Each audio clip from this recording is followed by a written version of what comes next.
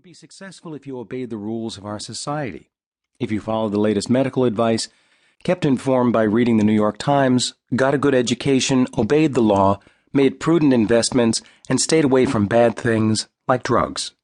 Sure, there were problems, but the scientists and experts were working hard to fix them. Soon a new medical advance, a new law, a new educational technique would propel the onward improvement of life. My childhood perceptions were part of a narrative I call the story of the people, in which humanity was destined to create a perfect world through science, reason, and technology, to conquer nature, transcend our animal origins, and engineer a rational society. From my vantage point, the basic premises of this story seemed unquestionable.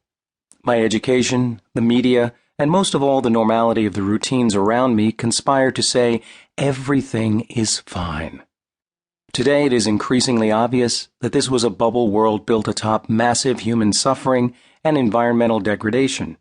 But at the time one could live within that bubble without need of much self-deception. The story that surrounded us was robust. It easily kept anomalous data points on the margins. Nonetheless, I, like many others, felt a wrongness in the world, a wrongness that seeped through the cracks of my privileged, insulated childhood. I never fully accepted what I had been offered as normal. Life, I knew, was supposed to be more joyful than this, more real, more meaningful, and the world was supposed to be more beautiful. We were not supposed to hate Mondays and live for the weekends and holidays. We were not supposed to have to raise our hand to be allowed to pee. We were not supposed to be kept indoors on a beautiful day, day after day.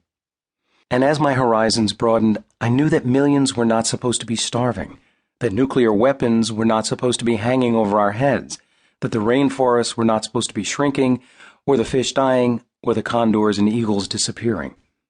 I could not accept the way the dominant narrative of my culture handled these things, as fragmentary problems to be solved, as unfortunate facts of life to be regretted, or as unmentionable taboo subjects to simply be ignored.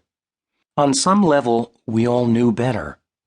This knowledge seldom finds clear articulation, so instead we express it indirectly through covert and overt rebellion.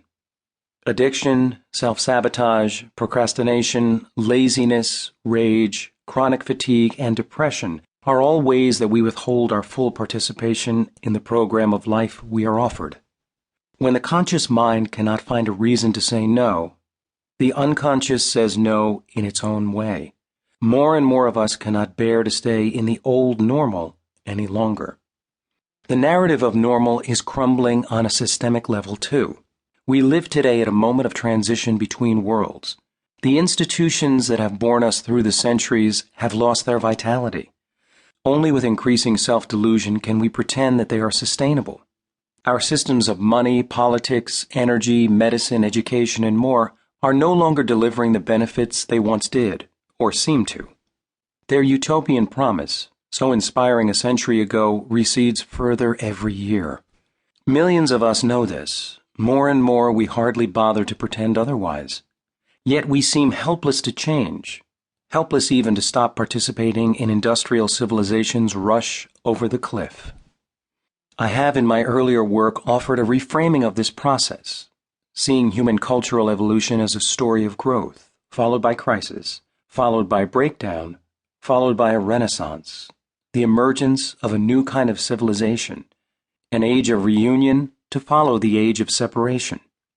Perhaps profound change happens only through collapse. Certainly that is true for many on a personal level. You may know, intellectually, that your lifestyle isn't sustainable, and you have to change your ways. Yeah, I know I should stop smoking, start exercising, stop buying on credit. But how often does anyone change without a wake-up call? Or, more often, a series of wake-up calls? After all, our habits are embedded in a way of being that includes all aspects of life, hence the saying, you cannot change one thing without changing everything. On the collective level, the same is true. As we awaken to the interconnectedness of all our systems, we see that we cannot change, for example, our energy technologies without changing the economic system that supports them. We learn as well that all of our external institutions reflect our basic perceptions of the world, our invisible ideology.